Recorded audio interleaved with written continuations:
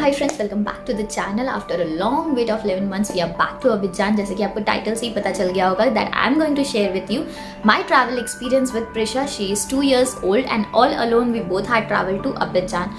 हमें 2 जगह flight change करनी थी। My flight was Mumbai to fly Dubai, that is Dubai domestic, then Dubai to Ethiopia and Ethiopia to Abidjan.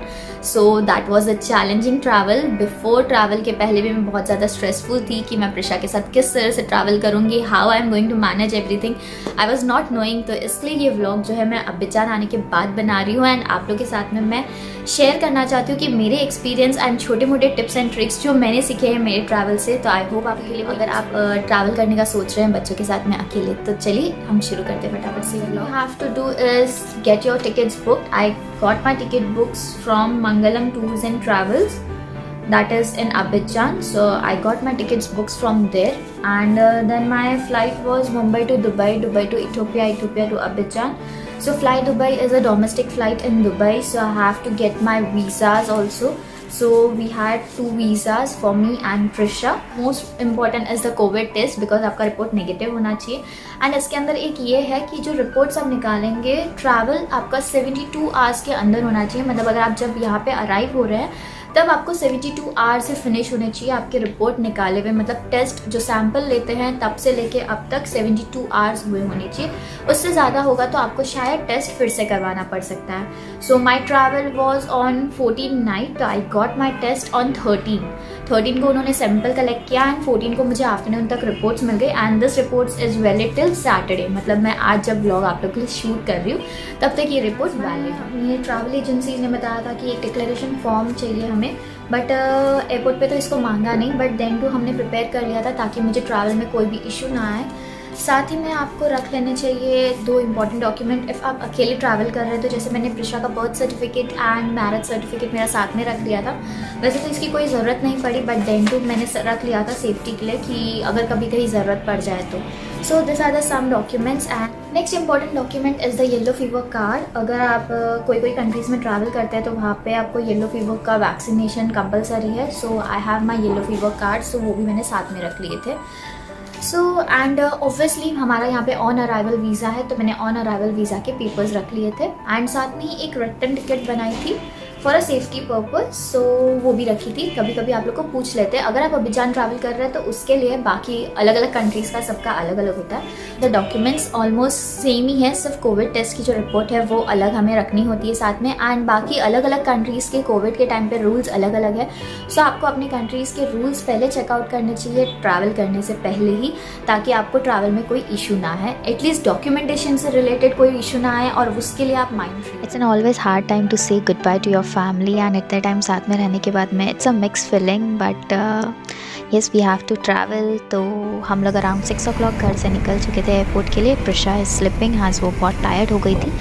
Around 7:30 we reached airport and 8 o'clock मैं अंदर चली गई थी and check in process and immigration everything started. After that around मैं 9:30 10 o'clock gate पे पहुंच गई थी। एंड नाउ मैं यहाँ पे प्रिशा को उसका डिनर करा रही हूँ। मैंने खाने के लिए अच्छे से सामान कैरी कर लिया था बिकॉज़ कोविड के समय हमें बाहर का क्या पसंद आता है क्या नहीं, हमें क्या खाना चाहिए। सो इसलिए उसके लिए chips, chocolates, paratha, sandwiches, something like that मैंने रख लिया था। एंड हमारे गेट के पास में ही ये बहुत ही सुंदर सा एक आर्ट गैलरी था, बहुत ही मस्त था। As of I didn't shop anything, but मुझे बहुत सुंदर लगा।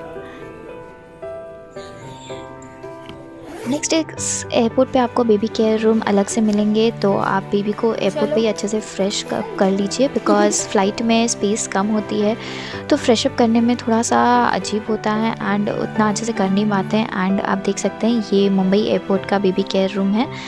एंड बाद में हमें एयरपोर्ट फ़्लाइट के थ्रू पे ये शील्ड दी थी, फेस शील्ड एंड मास्क। सो ये हमें कंपलसरी लगाना था। सो फाइनली हमने लगा लिया है। प्रिशा ने थोड़ी देर लगा के रखा था एंड बाद में वो मुझे ही सफोकेट कर रहा था, so she didn't allow me to put. So जितनी देर उसने लगा के रखा था उतनी देर मैंने रहने दिया, बाकी मैंने उसके साथ में ज़बरदस्ती नहीं की बिकॉज़ अदरवाइज़ वो बहुत ज़्यादा क्रैंकी हो जाती है। So we are ready to go in the flight and boarding start हो गई थी। Flights were on time. Mumbai से दुबई में वो स्टार्टिंग में थोड़ी सी क्रैंकी हुई एंड देन उसका सोने का टाइम हो गया तो she was slipped. So in Dubai flight, all the way she was sleeping. Plan out your journey as per your kids sleep, तो आपके लिए travel थोड़ा easy होगा and having a check time. Now हमारी flight Dubai से terminals हमें change करने थे, so now we are going to terminal 3 because हमारी फ़्लाइट आई थी टर्मिनल 2 पे एंड मुझे जाना था टर्मिनल 3 पे। तो दुबई एयरपोर्ट पे वो लोग आपको बस प्रोवाइड करते हैं and easily you can move on to the next terminal. आपको ज़्यादा कुछ करने की ज़रूरत नहीं है, they are very helpful and yes you have to follow the rules and regulation the way they guide you. So finally we reach to the terminal 3। यहाँ पे मैंने मेरा बोर्डिंग पास कलेक्ट किया and still now Prisha was slipping. As she wake up, मैंने उससे कहा that you will have your french fries and burger. She was ready and we had a chick time for 1 hour 2 hours and it was a refreshing time. Then finally here at a child care room in Dubai. So finally मैंने उसको यहाँ पे freshen up किया अच्छे से, diapers change कर दिए थे उसके बिकॉज फ्लाइट में स्पेस बहुत कम होती है, तो I prefer to get it done at airport. And boarding से पहले वो सो चुकी थी। During this flight she was slipping on the way because ये उसका सोने का टाइम है, तो मेरे लिए जर्नी इतनी ज़्यादा डिफ़िकल्ट नहीं हुई। बट इथोपिया से अबिजान की जर्नी थोड़ी डिफ़िकल्ट थी। सो फाइनली यहाँ पे तो वो सो गई है एंड हमारी बोर्डिंग स्टार्ट हो गई थी and it's a long queue. Then this is from Ethiopia to Abidjan. बीच में मैंने कोई व्लॉग शूट नहीं कर पाई थी बिकॉज प्रिशा के साथ में मैं कैरी कर रही थी उसको पूरे टाइम।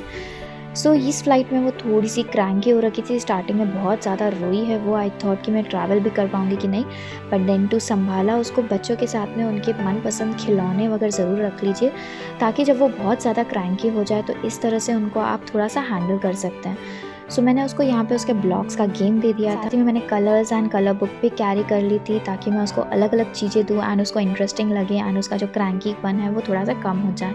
सो ये सब चीज़ें मुझे बहुत ही हेल्पफुल रही to handle Prisha in Ethiopia to Abidjan flight because वो बहुत ज़्यादा क्रैंकी हो गई थी and for 2 to 3 hours I made her self busy in all this thing. Then वो थोड़ा मेसी भी कर रही थी, तो आई वॉज अलाविंग कि उसको जो करना है करने दो बिकॉज वो शांत रहेगी तो जर्नी स्मूथ रहेगी, अदरवाइज़ वो बहुत ज़्यादा क्रैंकी हो रही थी। सो यहाँ पे वो अपना ब्रेड बटर खुद ही लगाना चाहती है, आजकल उसको हर एक चीज़ खुद करनी होती है। So just she is applying the bread butter and having her. Then she slept for 3 hours and finally we reached Abidjan. She is meeting her father after 11 months and just भाग कर गई and उसने हक कर लिया। उसके पापा India में सबको बता रहे that she is here.